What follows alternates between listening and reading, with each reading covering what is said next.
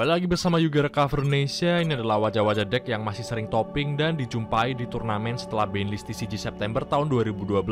Bisa dibilang juga mereka ini adalah deck-deck meta yang paling kompetitif saat itu, dan sekarang ayo kita kenal lagi sama mereka. Pertama ada Winup ya. Kenapa Winup ini kuat? Pertama karena monster-monsternya sangat searchable ya, terutama pakai Winup Factory. Apalagi kalau lebih dari satu kopi, mereka ini bisa dengan gampang lengkapin combo piecesnya dengan cara mengaktifkan efek monster Winup. Intinya udah konsisten banget lah. Terus berikutnya salah satu combo yang paling terkenal dari Winup ini adalah perpaduan Winup Rabbit dan juga Winup Factory ini. Dengan adanya Winup Rabbit yang bisa mengaktifkan efeknya setiap saat, efek Winup Factory bakalan bisa ke-trigger terus-menerus setiap turn. Dan pemain bisa secara berkala farming kartu-kartu Winup dari deck ke tangan. Dan tentunya pemain harus waspada juga sama instruksi lawan sih. Mereka juga bisa spam monster dengan gampang ya, thanks to kombonya Winup Magician sama Winup Shark. Ditambah lagi Shark ini juga bisa memodulasi levelnya menjadi 3, 4, atau 5, jadi akses eksisnya jadi semakin beragam. Kemampuan Swarm Winup ini juga sanggup memunculkan berbagai macam monster eksis kuat dari extra deck ya. Walaupun jumlah Winup Zen Mighty sekarang yang bisa dipakai sudah dipincangkan di banlist terbaru ini, tapi kekuatan Winup masih bisa dibilang sangat prima, baik secara defense maupun offense, dan kehadirannya bisa sangat mengancam competitiveness deck-deck lain. Kalau di hand pemain ada Magician sama Shark, dan field lawan kosong plus nggak ada hand trap, Winup sangat mungkin bisa melakukan OTK.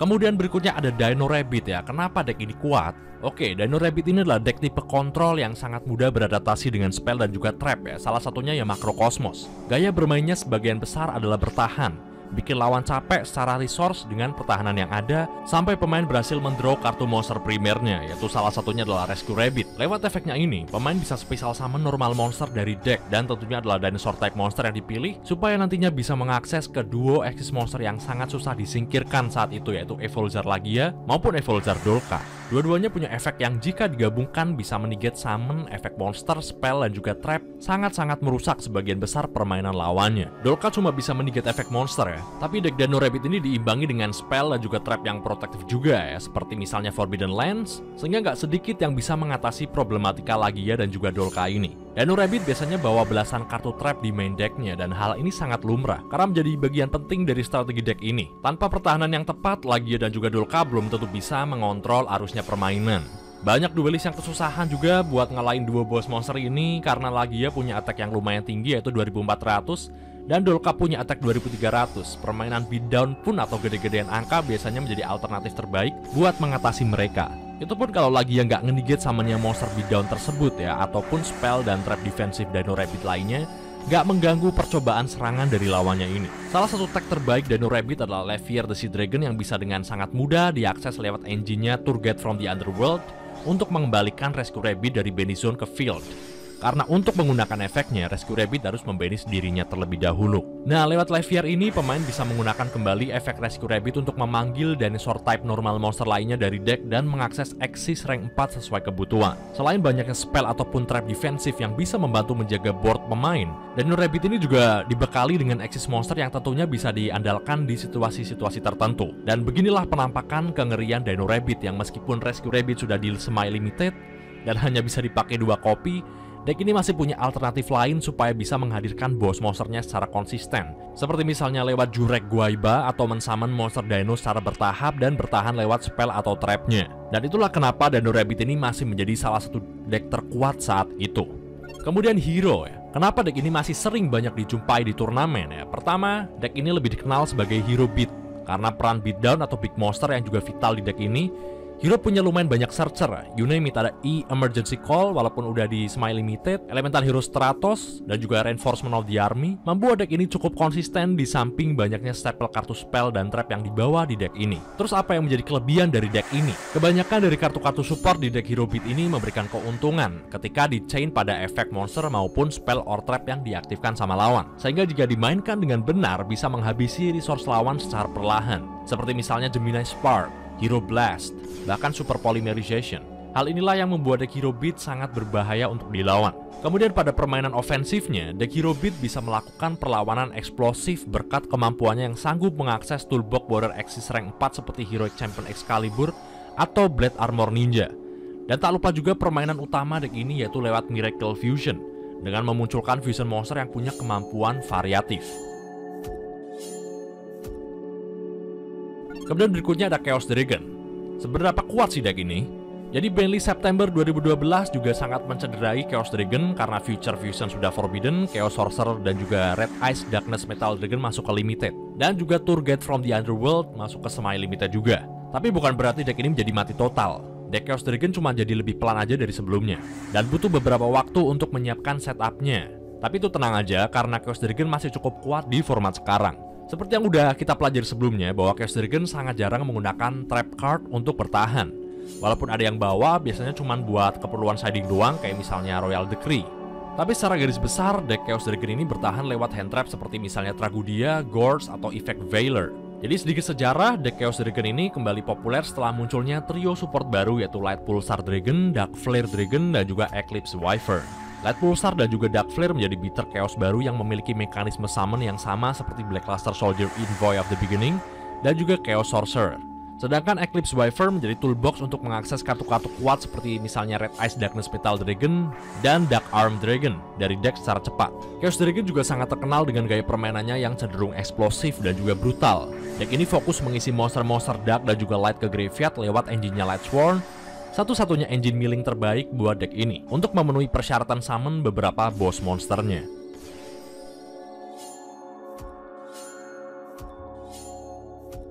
Kemudian berikutnya ada Inzektor ya. Apakah deck ini masih kuat? Inzektor juga salah satu korban dari Bentley September 2012. Di deck ini cuma bisa menampung satu Inzektor Dragonfly dan juga satu Inzektor Hornet. Jadi konsistensinya semakin menurun dan sebenarnya sudah mulai ditinggalkan. Sekarang ini pace gamenya jelas lebih pelan ya. Karena Dragonfly sama Hornet masing-masing cuma bisa dipakai satu kopi, slot yang kosong biasanya diisi sama Mystic Tomato buat keperluan konsistensi. Biar bisa float langsung ke monster Inzektor yang attack-nya 1500 ke bawah. Tapi overall tetap tergantung build-nya juga sih. Dan tetap aja kalau setup basic play-nya Inzektor ini berhasil terpenuhi, deck ini sangat bisa menghabisi kartu demi kartu di boardnya lawan. Jadi sebaiknya deck lain jangan lengah ya dari kehadiran Inzektor ini meskipun dia sudah nggak sekonsisten dulu. Dan sebenarnya masih ada banyak deck lain yang nggak bisa dikatakan lemah juga. Tapi kita lihat aja siapa yang bakalan lebih dominan nantinya ya. Dan kemudian dominasi mereka dipaksa untuk bersaing lebih kompetitif dengan munculnya sebuah set baru yang bernama Return of the Duelist ya di bulan September. Perkenalkan, Giargia, sebuah mesin archetype. Kenapa Giargia ini kemudian menarik perhatian banyak duelist saat itu? Karena kemampuan konsistensi dan juga efisiensinya. Kalau pemain udah berhasil dapat Giargia Armor atau Giargia Arsenal, pemain bisa terus-menerus menyediakan supply dari deck ke tangan. Sebenarnya ada banyak banget varian deck Giargia yang dipadukan sama archetype mesin lainnya. Hibrida di sini yang paling cocok adalah mesin type monster karena sinergitas Gear Gigantix yang bisa search mesin type monster level 4 ke bawah dari deck ke tangan. Salah satu hibrida yang paling eksplosif adalah Karakuri Giargia. Di sini Giargia berlaku sebagai supplier dan juga Axis maupun Synchro Fodder supaya bisa mengakses synchro mesin kuat seperti misalnya Bure atau Bureido. Sedangkan Karakuri dipakai buat main ofensif sekaligus kontrol, terutama Bure dan juga Karakuri strategis yang bisa membolak-balikkan posisi suatu monster. Dan tentunya sangat cocok dipakaikan ke Giargia Armor supaya bisa search sampai 2 kali per giliran. Varian lainnya yang terkenal ada Messina Giargia. Tapi menurut saya pribadi Karakuri Giargia ini yang paling populer ya di format saat itu. Jadi udah kelihatan banget ya potensi dari Giargia ini. Dia ini adalah salah satu engine mesin yang hampir sama fungsinya seperti archetype gadgets. Dan Giargia ini memberikan konsistensi boost buat berbagai macam deck mesin yang tadinya pace-nya pelan jadi cepet, kayak misalnya Karakuri ini. Dan gak bisa diremehin karena banyak yang meramalkan Giargia ini bakalan sering topping di turnamen-turnamen kedepannya. Let's see. Di box yang sama juga rilis sebuah archetype baru bernama Prophecy. Bisa dibayang sendiri core archetype-nya masih begini, offensive play-nya baru lewat High Priestess of Prophecy, kemudian berbagai macam turnamen regional sampai ke YCS diadain, melibatkan deck-deck baru ini sebagai pesertanya. Top card-nya juga nggak jauh-jauh amat dari deck-deck meta yang tadi. Well, oke, dari gambaran top card beberapa turnamen tadi kita udah bisa nyimpulin ya, gimana gejolak format akhir tahun 2012 yang didominasi oleh Winup, Denorebi, dan beberapa deck meta lain. Knock, knock, knock, knock. This is Realm of the Sea Emperor Structure Deck. Perkenalkan, Atlantean, Bisa dibayangin juga core card Atlantean saat itu baru Deep Sea Diva dan juga beberapa monster krucil Atlantean yang biasanya dipakai buat climb axis dan juga synchro lewat Diva. Potensi dari Atlantean sendiri sebenarnya terletak di efeknya yang bakalan ke-trigger kalau mereka desain ke graveyard buat ngaktifin suatu efek monster water. Dan saat itu masih belum banyak monster kuat yang bisa nge-trigger efek mereka, paling ya salah satunya Abyss Soldier, tapi jelas masih belum kuat buat format saat itu. Perhelatan pun terjadi lagi dan Atlantean dilibatkan. Top decknya juga nggak jauh-jauh banget dari deck-deck yang udah ada, jadi kesimpulannya Atlantean masih knock knock knock knock. I bring my comrades, kata Atlantean. It's Mermail. Abyss Rising joins the fight. Mermail. Nah ini sih emang the real comrades dari Atlantean. Kelebihan dari Mermail adalah mereka bisa swarm monster di field dengan sangat mudah, baik lewat monster level 7 maupun level 3. Dan cost buat ngaktifin efeknya sebagian besar mesti discard kartu di tangan terlebih dahulu. Dan ini sangat sinergis buat trigger efek Atlantean yang bakalan aktif kalau dikirim ke graveyard buat ngaktifin suatu efek monster water.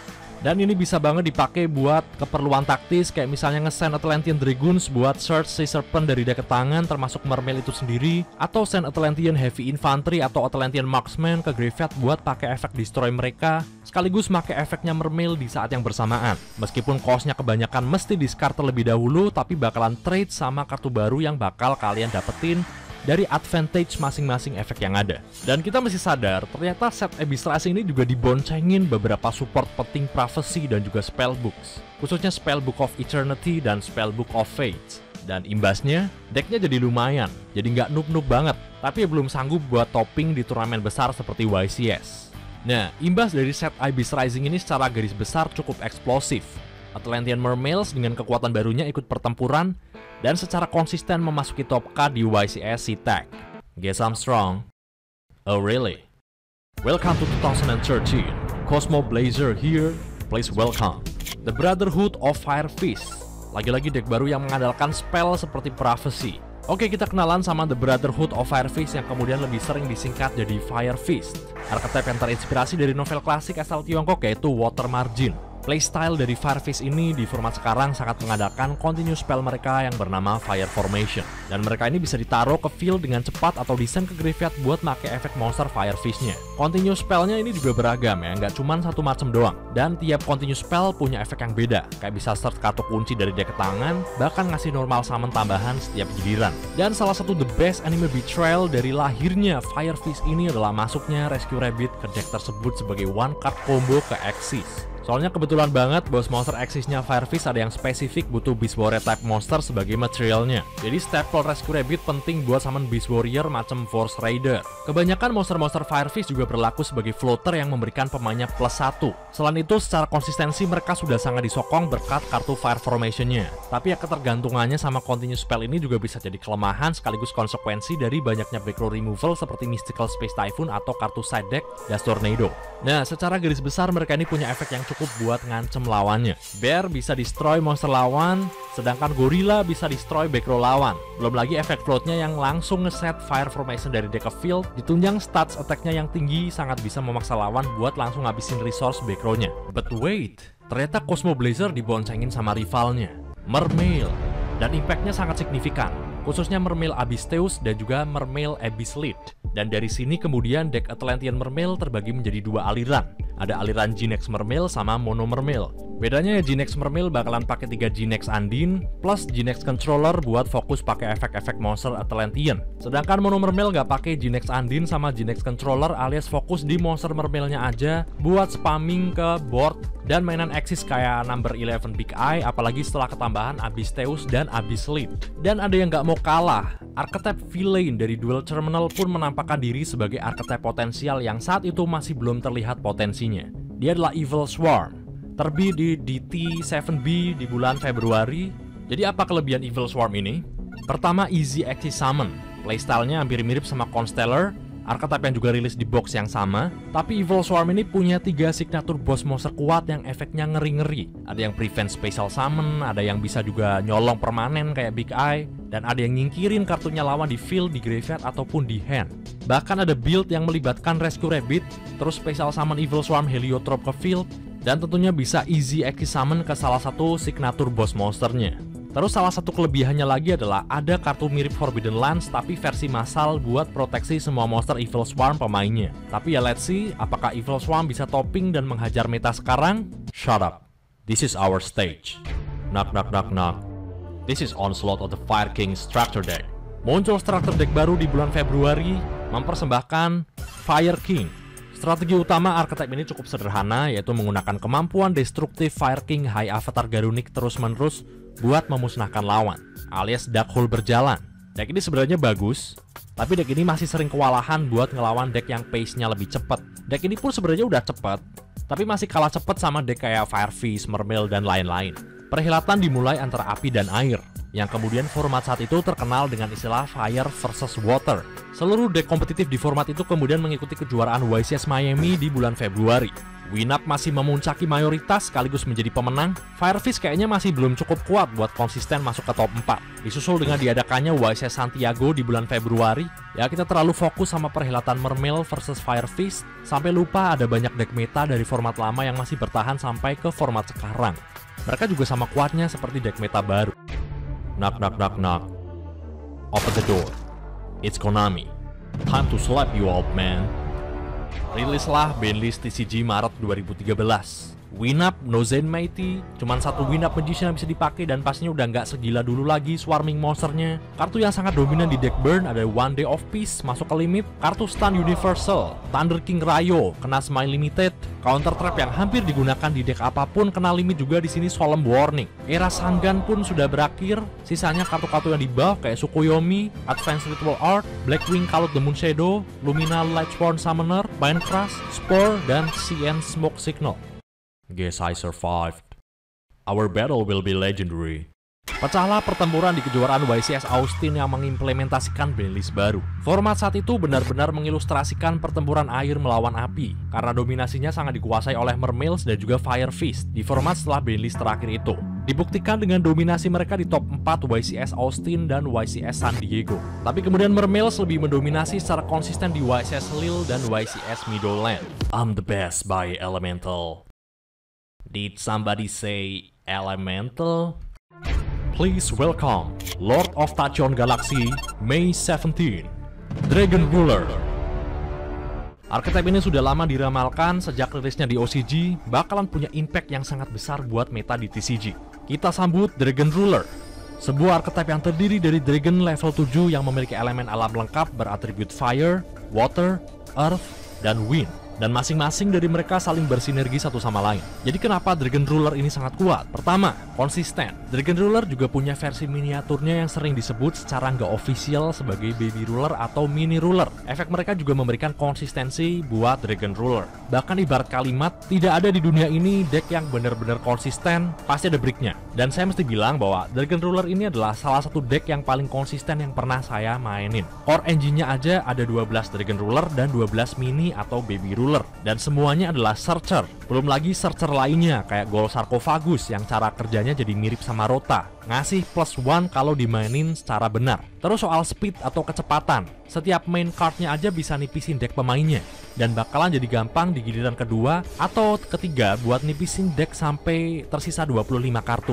Selain itu, Dragon Ruler juga punya Pot of Greed versi tema decknya itu sendiri kayak Sacred Shot of 7 Stars dan bahkan Super Rejuvenation. Terus soal kekuatan, deck kalau konsisten sama cepet doang, jelas nggak bakalan cukup. Karena buat apa konsisten tapi powernya nggak bisa bersaing. Tapi seperti yang kita semua tahu, Dragon Ruler semuanya level 7 dengan stat attack 1600, 2400, 2600, sama 2800. Udah cukup banget buat outmatch lagi ya atau monster-monster gendutnya Mermail. Dan itu semua baru core monsternya doang. Belum lagi kalau digabungin damage-nya bakalan bisa ngabisin life point lawan dalam sekejap, karena mereka juga bisa disummon dari hand atau graveyard. Soal boss monster nih, main monsternya aja udah kuat, tapi Dragon Ruler bisa ngakses ke salah satu Axis sama Synchro terkuat saat itu. Rank 7 ada number 11 Big Eye, sama Mecha Phantom Beast Dracossack, sama level 8 Synchro ada Crimson Blader. Kemudian dari segi advantage, pemain Dragon Ruler bakalan dapat advantage terus-menerus terlepas dari fakta pemainnya nge-spam monster terus-menerus juga. Dan ngirim mereka ke graveyard ya, tapi mereka ini bakalan bisa dipakai lagi karena graveyard bisa di-abuse buat dijadiin plus di deck Dragon Ruler ini. Kemudian dari segi defense, Aspek ini adalah salah satu masalah yang dialami oleh Dragon Ruler. Ya, tipikal deck aggro pada umumnya, biasanya pemain Dragon Ruler pada bawah hand trap kayak Effect Failure atau bahkan trap macam Breakthrough Skill atau Royal Decree. Tapi emang sih bisa dipahami kalau Dragon Ruler ini nggak cocok bawa banyak-banyak spell ataupun trap protektif karena playstyle-nya juga mainan ofensif. Dan ya, penasaran kan kalian sama kiprah Dragon Ruler di meta yang tadinya didominasi oleh Mermail dan juga Firefist? Tapi di box yang sama juga muncul kartu support yang punya impact nggak kalah besar. Spellbook of Judgment, Don't Forget Me. Nah, Prophecy dan juga Spellbook, archetype yang sudah rilis lama dan dirilis secara berangsur-angsur, akhirnya mendapatkan sebuah kartu terkuatnya, Super Broken, dan nantinya bakalan ditakdirkan buat mengubah meta. Prophecy udah menjadi deck yang overbalanced. Dari segi konsistensi, daur ulang resource, proteksi sampai ke removal semuanya bersinergi. Dan dengan hadirnya Spellbook of Judgment, oke, kita nantikan aja sepak terjangnya di turnamen berikutnya. Selanjutnya, di box yang sama juga rilis Evil Swarm Carry Kayan. Dengan masuknya Carry Kayan, Evil Swarm menjadi deck yang lebih konsisten buat first turn Axis Summon. Apalagi signature bossnya Evil Swarm ini kuat-kuat, terkhusus Ophion, yang bisa memberikan stun special summon, mengunci sebagian besar permainan Dragon Ruler dan juga Mermail. Kebetulan banget Dragon Ruler diprediksi mendominasi meta, sehingga Evil Swarm ini jadi kebetulan ikut naik juga secara competitiveness. Sepanjang bulan Mei sampai Agustus adalah masa-masa kualifikasi World Championship 2013. Tentunya nggak ada YCS pada saat itu, dan kita bisa melihat format meta yang sedang berlangsung lewat World Championship Qualifier yang diadakan di berbagai macam negara dan juga benua. Tapi saya nggak bisa ngasih semua informasinya karena beberapa lokasi ada yang nggak bisa dilacak secara historis. Saya kasih breakdown metanya seperti ini aja. Di YCQ South America di bulan Juni, Dragon Rulers dan Spellbooks. Kemudian YCQ Central America di bulan Juli. Seiring berjalannya format baru saat itu dengan dominasi pertarungan 3 archetype, Dragon Ruler, Prophecy, dan juga Evil Swarm. Please welcome Yu-Gi-Oh! World Championship 2013. Berbagai top player dari berbagai negara datang serentak ke Las Vegas, United States pada tanggal 10 sampai 11 Agustus 2013. Dan mau tahu breakdown top card-nya?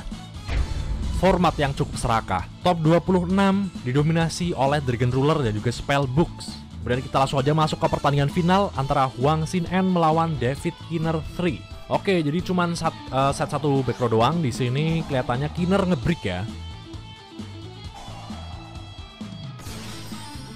Ya, seperti yang kita ketahui, Dragon Ruler ini sangat gampang meng-swarm monster-monsternya ke field. Bahkan setelah terkena disrupsi oleh Solemn Warning, dia masih bisa sedikit berkilah menghadirkan beberapa monster yang jumlahnya juga nggak sedikit. Dan easy access ke Axis rank 7 yang juga merupakan salah satu kelebihan dari Dragon Ruler yang patut diwaspadai oleh lawan. Advantage-nya juga sangat gila dikumpulkan sama Super Rejuvenation di tangan N. Kembali ada 6 kartu di sini. Sedangkan dari Kiner sendiri masih belum terlihat permainan Prophecy dan Spellbook-nya, hanya mengeset 2 back row kemudian pas. Dan di awal sudah mengaktifkan Spellbook of Judgment, mungkin buat nyari untung dari aktivasi spell yang mau dipakai sama lawan. Biar nantinya bisa add beberapa kartu Spellbook ke tangan, sekaligus semakin gampang special summon spellcaster level tinggi dari deck pas end phase. Tapi langsung aja Draco segment tribute dirinya buat nge-pop back row lawan, ya ternyata adalah Book of Moon. Sebuah pilihan menarik ya, mentribu dirinya sendiri, dan in the end resource-nya juga terjaga aman buat tribute fodder LADD. Aman sudah buat menghabisi level lawan ya, karena bisa tembus sampai 3 hand trap berkat kemampuan LADD ini. Dan kemenangan diperoleh N dalam waktu singkat di duel pertama. Duel kedua dimulai oleh Kiner dan melakukan searching. Easy access ke Judgment lewat Secrets ke Magician, dilanjutin Bombardier beberapa spell, main resource kalian ngasih amunisi special summon via Judgment, dan berhasil nge-add 3 kartu spellbook dari deck ke tangan, disusul special summon Jogen dari deck ya. Jogen ini adalah salah satu kartu yang mengcounter secara keras permainan Dragon Ruler. Gak ada yang boleh special summon soalnya. Dan sangat hoki di sini ya. N berhasil draw Tsukuyomi, salah satu kartu staple yang bangkit dari kubur setelah sekian lama, langsung dipakai buat ngedisable efeknya Jogen.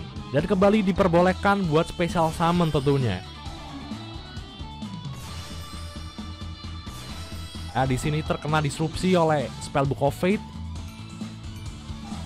Tapi ternyata N masih bisa melakukan sesuatu dan menghabisi seluruh monster lawan termasuk Jogen di sini. Gak ada disrupsi lanjutan dari Kiner tampaknya di sini, dan belum sampai situ N pakai efek Super Rejuvenation-nya buat draw sejumlah kartu sesuai jumlah monster Dragon yang di-discard atau di-tribute di giliran itu. Tsukuyomi balik ke tangan, disusul oleh Super Rejuvenation kedua, 8 kartu di tangan.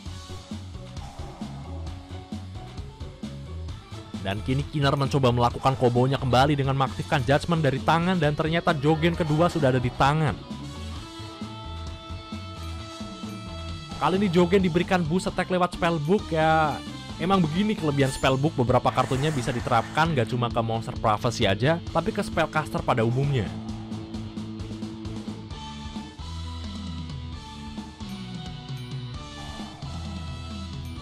Dan di end phase, Kiner dapat 4 kartu spellbook, tapi nggak bisa special summon dari deck gara-gara Jogen ada di field, dan mengakhiri giliran dengan Jogen yang attack-nya sebesar 1800. Tentunya dengan kemampuan stun-nya juga, tapi jangan lupa kalau N masih punya Tsukuyomi yang bisa dipakai berulang-ulang, tapi ternyata siasatnya itu harus berakhir akibat Solomon Judgment. Apakah N bakalan kewalahan menghadapi Jogen di sini? Langsung aja card Distraction dipakai buat mereset hand kedua pemain, dan dengan sangat hoki N open blaster sama discard targetnya. Langsung dipakai buat nge-pop Jogen. Sebuah permainan yang dramatis dilanjutkan dengan Swarm monster dari graveyard, dan belum sampai life point-nya dihabisi, Kiner sudah surrender. Dragon Ruler jadi juara di World Championship 2013.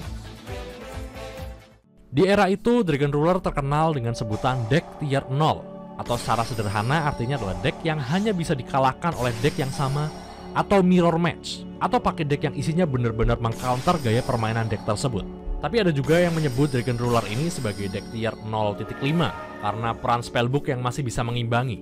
Saat itu Dragon Ruler secara garis besar menguasai pergolakan meta, apalagi kartu-kartu monsternya punya low rarity, gampang diakses, kecuali Big Eye sama Dracossack tentunya. I'm the best deck. Sopankah? Banlist TCG September 2013. Dragon Ruler, by Baby Rulers, by Super Rejuvenation, by Card Distraction, dan cuma bisa pakai satu Gold Sarcophagus.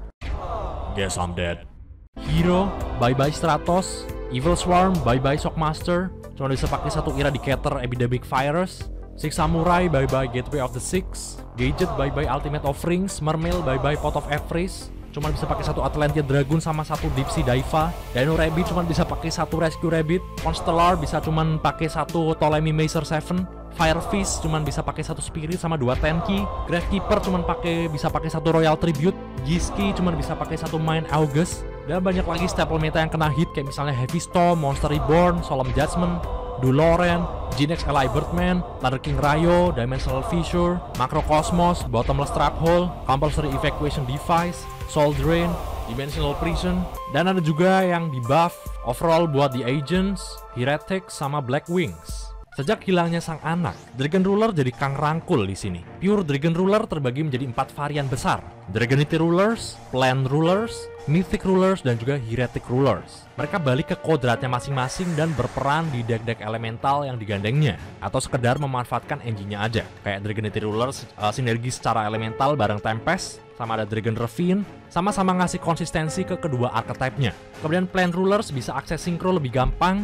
Mythic Ruler fokus main Axis rank 8 pakai Mythic Dragon sebagai fodder. Heretics cuman dijadiin engine aja buat lebih gampang manggil Dragon Ruler dari deck, dan masih ada banyak varian lagi ya, tapi ini yang paling terkenal.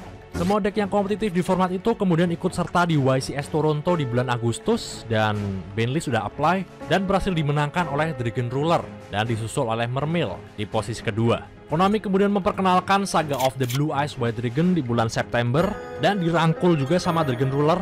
Engine Blue Eyes di Dragon Ruler selain bagus karena nostalgia, juga bagus sebagai draw power karena sinergi sama trade in, terus juga Cards of Consonance. Kemudian pecah pertempuran YCS San Mateo di bulan Oktober, dan Dragon Ruler masih mendominasi, disusul dengan Dragonite, baik pure maupun hybrid ya bareng Dragon Ruler. Nak. Saatnya bernostalgia. Legendary Collection 4 Joy's World Mega Pack hadir. Konami released Sixth Sense. Hello, I'm an OCGO exclusive. Also Konami. Banlist TCG Oktober 2013. Sixth Sense. Sebuah staple broken buat Dragon Ruler. Dua efeknya sama-sama menguntungkan ya buat Dragon Ruler. Kalau dadunya sesuai yang dipilih, pemain draw, dan imbasnya jelas bagus. Tapi kalau dadunya nggak sesuai, oke nggak apa-apa, mill dari deck. Dan tetap bagus buat Dragon Ruler. Yuk lanjut lagi, YCS London, top 4-nya didominasi oleh Dragon Ruler dan juga Dragonity. Kemudian kejuaraan YCS terakhir di tahun 2013 terjadi di Turin, bulan Desember, menghasilkan breakdown sebagai berikut, yang kemudian Giardia berhasil ngalahin Dragon Ruler di final. Ada apa ini? Polanya tiba-tiba berubah.